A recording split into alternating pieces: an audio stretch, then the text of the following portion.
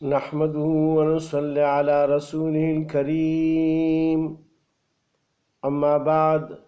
فأعوذ بالله من الشيطان الرجيم بسم الله الرحمن الرحيم والذين إذا فعلوا فاحشة أو ظلموا أنفسهم ذكروا الله فاستغفروا لذنوبهم ومن يغفر الذنوب إلا الله ولم يصروا على ما فعلوا وهم يعلمون أولئك جزاؤهم مغفرة من ربهم وجنات تجري من تحتها الأنهار خالدين فيها ونعم أجر العاملين قد خلت من قبلكم سنن فسيروا في الأرض فانظروا كيف كان عاقبة المكذبين هذا بيان للناس وهدى وموعظة للمتقين صدق اللہ العظیم۔ السلام علیکم میرے بھائی اور بہنوں، آج ہم سورہ آل عمران کی رکوع نمبر 14 میں آیت نمبر 135 سے شروع کریں گے۔ اللہ سبحانہ وتعالی مجھے صحیح بیان کرنے اور پھر عمل کرنے کی توفیق عطا فرمائے اور آپ کو بھی۔ اللہ سبحانہ وتعالی ان آیات میں فرماتے ہیں والذین، اور وہ لوگ اذا فعلوا، کہ جب کر بیٹھے فاحشتاً کچھ کلا گناہ، او ظلموا انفسہم، یا برا کام کرے اپنے حق میں، ذکر اللہ، تو یاد کرے اللہ کو، فاستغفروا لذنوبہم، اور بخشش مانگے اپنے گناہوں کی، وَمَن يَغْفِرُ الذُّنُوبَ إِلَّا اللَّهُ، اور کون ہے گناہ بخشنے والا سوائے اللہ کے، وَلَمْ يُصِرُّوا عَلَى مَا فَعَلُوا، اور اڑتے نہیں اپنے کیے پر، وَهُمْ يَعْلَمُونَ، اور وہ جانتے ہیں۔ اس آیت میں اللہ سبحانہ وتعالی نے سب انسانوں کو، خاص طور پر مسلمانوں کو یہ ہدایت فرمائی ہے، اگر کافر ہے تو وہ توبہ کر لے اور مسلمان بن جائے، کلمہ پڑھ لے، اور پھر بت پرستی یا شرک وغیرہ یا جو بھی لا مذہب ہے، بے دین ہے، وہ چھوڑ دے اور اللہ سبحانہ وتعالی پر ایمان لائے، اور اس کے رسول پر اور اس کی کتاب پر اور یوم آخرت پر، اسی طرح غیب کی جتنی بھی چیزیں ہیں جیسے ملائکہ، جنت، دوزخ، برزخ وغیرہ، سب کچھ، سب پر ایمان لے اور نیک عمل شروع کرے، یعنی دین اسلام کے مطابق اپنی زندگی گزارے، تو وہ بھی، اس کے بھی سب کچھ معاف ہو جاتے ہیں، کیونکہ رسول پاک صلی اللہ علیہ وسلم ایک ارشاد میں فرماتے ہیں، مفہوم اس طرح ہے کہ انسان جب ایک آدمی لا الہ الا اللہ پڑھتا ہے اور وہ، یعنی اس نے جو کچھ بھی کیا ہے کفر کی حالت میں، چاہے اس کی 100 سال کی عمر ہو، اور اس نے لا الہ الا اللہ پڑھ دیا، تو اس کے پچھلے سب گناہ معاف ہو جاتے ہیں، اور آئندہ اس پر عمل کرنے کا عزم کرے گا۔ اور اگر اس کو اتنا بھی موقع نہیں ملا، بس اس نے کلمہ پڑھ ہی لیا ہے اور اس کو عمل کا موقع ہی نہیں ملا اور وہ مر گیا، تو وہ سیدھا جنت میں جائے گا، کیونکہ اس کو کوئی عمل کے لیے کوئی وقت ہی نہیں ملا، لہذا کلمہ پڑھتے ہی وہ مر گیا تو وہ سیدھا جنت میں جائے گا۔ تو کافروں کے لیے تو یہ خوشخبری ہے کہ اس کے سارے گناہ منہدم ہو جاتے ہیں جب وہ اسلام میں داخل ہو جاتے ہیں۔ دوسری بات یہ ہے کہ جو مسلمان ہوتے ہیں اور وہ کوئی کام ایسا کر لیتے ہیں کہ جو گناہ کا کام ہو، جو اسلام نے، اللہ پاک نے اور اس کے رسول نے اس کی اجازت نہ دی ہو، اور وہ کام اس سے ہو جائے، چاہے سمجھی سے یا نہ سمجھی سے، تو پھر وہ اس کام پر اڑتا نہیں ہے،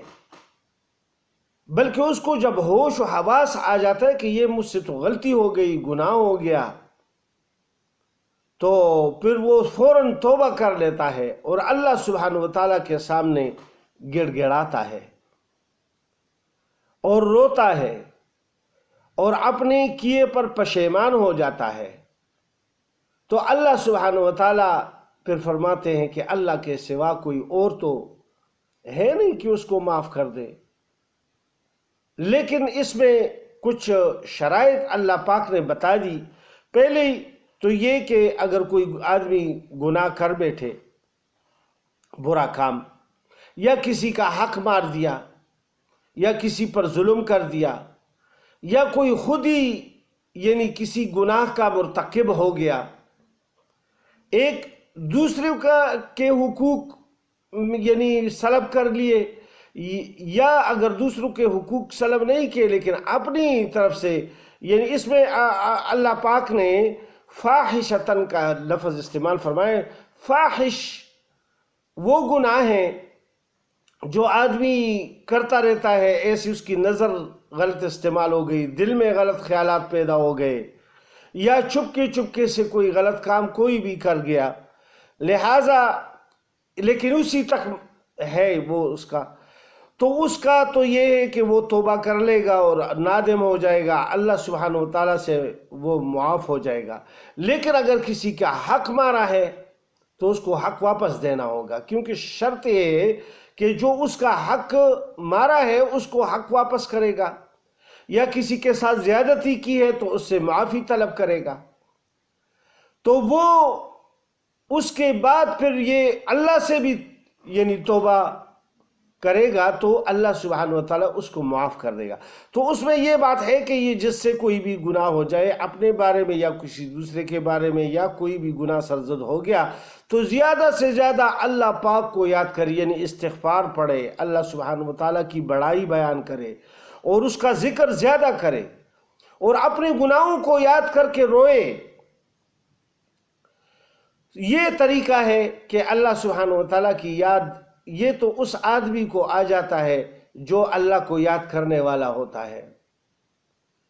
جو ایک آدمی ایسا ہوتا ہے کہ وہ بس صبح اٹھتے ہی شام تک گناہوں میں مبتلا رہتا ہے اور شام کو بس جانوروں کی طرح سو جاتا ہے، سوچتا بھی نہیں کہ میں نے دن میں کیا کیا ہے اور کیا نہیں کیا ہے، اور سو جاتا ہے پھر اٹھتا ہے اور اسی طرح اس کی دن رات گزر جاتی ہے۔ تو اللہ سبحانہ وتعالیٰ اس میں یہ فرماتے ہیں، تو اس کا تو پھر اس کو تو یعنی یہ خیال بھی نہیں آئے گا کہ میں اللہ سے معافی مانگوں۔ جو اللہ کا ذکر کرے گا، یعنی نماز پڑھے گا، مسجد میں جائے گا، اللہ کو یاد کرے گا، قرآن پڑھے گا، تو اس کو وہ اپنا گناہ یاد آ جائے گا اور اس وجہ سے پھر وہ پشیمان بھی ہوگا،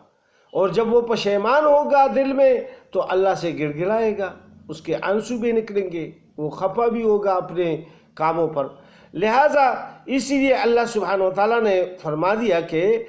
ذکروا اللہ فاستغفروا لذنوبہم، یعنی اللہ کو بہت خوب یاد کرے اور اپنے گناہوں کی بخشش مانگے۔ ومن یغفر الذنوب، کیونکہ اللہ کے علاوہ کوئی بھی بخشنے والا الا اللہ، اللہ کے سوا کوئی بھی نہیں ہے کہ وہ گناہ کو معاف کر دے۔ اور دوسری بات جو اللہ پاک نے بتائی، وَلَمْ يُصِرُّوا عَلَى مَا فَعَلُوا، اور اڑتے نہیں اپنے کیے پر، وہ یہ اس وجہ سے فرمایا کہ یعنی بعض لوگ گناہ کر جاتے ہیں اور پھر لوگوں کو بیان کرتے رہتے ہیں کہ میں نے تو ایسا کیا ایسا، یعنی اگر کسی پر ظلم کیا ہے تو کہتا ہے میں نے اس کو اتنا مارا کہ خوب یعنی اس کو کر دیا، سزا دی، یعنی ناحق، لہذا تو یہ تو ظلم ہے۔ کیونکہ صحابہ میں اتنی حس تھی، ابو بکر صدیق رضی اللہ تعالیٰ عنہ کے ایک دوسرے صحابی کے ساتھ کچھ ایسے بات چیت میں کچھ بڑھ گئے، کچھ تیز کلامی ہو گئی، ایک دوسرے کو کچھ زیادہ باتیں کہیں۔ جب تھوڑی سی ہوش ابو بکر صدیق رضی اللہ تعالیٰ عنہ کو آیا، یعنی غصہ ٹھنڈا تھوڑا سا ہو گیا، تو اس نے کہا کہ بھائی یہ میں نے تو زیادتی کی ہے، میں نے تو اس کو حد سے زیادہ باتیں کی ہیں، لہٰذا اس نے کہا کہ تم بھی مجھے اس طرح کہو۔ اس نے انکار کر دیا، وہ بھی صحابی تھا، کہ میں نہیں کہوں گا۔ اس نے کہا کہ نہیں، بدلہ لے لو، کیونکہ آخرت میں پھر میرے پاس کچھ بھی نہیں ہوگا، اور ادھر پھر میں یہ اس قابل نہیں ہوں گا کہ آپ کو اس کا بدلہ دوں، لہٰذا ابھی مجھ سے بدلہ لے لے، جو کچھ میں نے کہا ہے مجھے کہہ دے تاکہ میں سن لوں اور میں برداشت کر لوں، لہٰذا بدلہ ختم ہو جائے گا دنیا میں۔ تو ان کو احساس تھا، وہ پھر بھی نہیں بولا، تو پھر اس نے کہا کہ میں رسول پاک صلی اللہ علیہ وآلہ وسلم کو بتاؤں گا۔ پھر وہ جا کے صحابی نے رسول پاک صلی اللہ علیہ وآلہ وسلم کو واقعہ بتایا، تو آپ صلی اللہ علیہ وسلم نے دونوں کو منگوایا اور پھر ان کو ملایا، اور پھر اس صحابی کو کہا کہ تم اس طرح کہو کہ اللہ سبحانہ وتعالیٰ ابو بکر کو معاف کر دے۔ لہٰذا اس نے اس کو معاف کر دیا، اور دونوں نے اپنے ایک دوسرے کو معاف کر دیا۔ تو اسی لیے کہتے ہیں کہ وہ اپنا محاسبہ کرتے تھے۔ تو ادھر اللہ پاک نے یہ خاص طور بتا دیا، خاص طور پر وَلَمْ يُصِرُّوا عَلَى مَا فَعَلُوا، وہ اور اڑتے نہیں ہیں اپنے کیے پر، وَهُمْ يَعْلَمُونَ، اور وہ جانتے ہیں کہ ہم سے یہ گناہ ہو گیا ہے، اور پھر اڑتا نہیں ہے کہ نہیں بس میں نے ٹھیک کیا ہے۔ گناہ کیا بھی ہوتا ہے، ظلم زبردستی کی بھی ہوتی ہے، اور پھر اس پر اڑتا بھی ہے اور کہتا ہے کہ نہیں بس میں نے کیا ہے، بس میں کر سکتا ہوں، ایسے ویسے اڑنا نہیں ہے بھئی، ورنہ تو ادھر تو اڑ جاؤ گے لیکن آخرت میں کوئی جواب نہیں ہوگا۔ اسی لیے اللہ سبحانہ وتعالیٰ نے پھر ان لوگوں کا اجر بتایا ہے جو لوگ اڑتے نہیں گناہوں پر اور بخشش مانگتے ہیں اللہ سبحانہ وتعالیٰ سے، اور پھر لوگوں سے بھی مغفرت طلب کرتے ہیں جن پر ظلم کیا ہے یا جن کا مال کھایا ہے، ان کو مال واپس کر دیتے ہیں۔ تو وہ جو ظلم، اس کو جو تکلیف پہنچی اس کی دل کو، مال تو واپس ہو جاتا ہے انسان کو، لیکن وقتی طور پر تو اس کو تکلیف ہوئی، چاہے ایک دن اس نے رکھا، ایک گھنٹہ رکھا، ایک لمحہ رکھا، اس سے چیز چھین لی، لے لی، پھر دے دی، لیکن اس وقت اتنی تکلیف تو اس کو ہو گئی جتنی تکلیف کے لیے اس نے وہ چیز لے رکھی تھی اپنے پاس، وہ چیز تو واپس کر دی، لیکن اس کے دل کو تکلیف پہنچی تھی، لہٰذا پھر بھی اللہ سے معافرت طلب کرے گا تو اللہ سبحانہ وتعالیٰ پھر معاف کر دیتے ہیں، لیکن اگر نادم اور پشیمان ہو جائے کوئی۔ پھر اللہ پاک فرماتے ہیں اولئک جزاؤہم، اب ایسے لوگوں کے لیے جو مغفرت طلب کرتے ہیں اور پشیمان ہوتے ہیں اور اڑتے نہیں ہیں، ان کے لیے جزا ہے مغفرت من ربہم، بخشش ان کے رب کی طرف سے، وجنات تجری من تحتها الانہار، اور باغ جن کے نیچے نہریں بہتی ہیں، خالدین فیہا، ہمیشہ رہیں گے وہ لوگ ان باغوں میں، وَنِعْمَ أَجْرُ الْعَامِلِينَ، اور کیا خوب مزدوری ہے کام کرنے والوں کی۔ اللہ سبحانہ وتعالیٰ نے جنت کی بشارت دے دی کہ پھر وہ جنت میں رہیں گے اور ہمیشہ کے لیے خوش خرم رہیں گے، لیکن دنیا میں اپنے نفس کو اس نے چھوٹا کر دیا اور اپنے نفس پر، ان کی باتوں پر اور شیطان کی باتوں میں نہیں آیا، اور اپنے آپ کو کم سمجھا اور اپنی ہار کو مان لیا، لہٰذا اس وجہ سے اللہ سبحانہ وتعالیٰ ان کو جنت عطا فرمائیں گے جو اس میں پھر ہمیشہ کے لیے رہیں گے،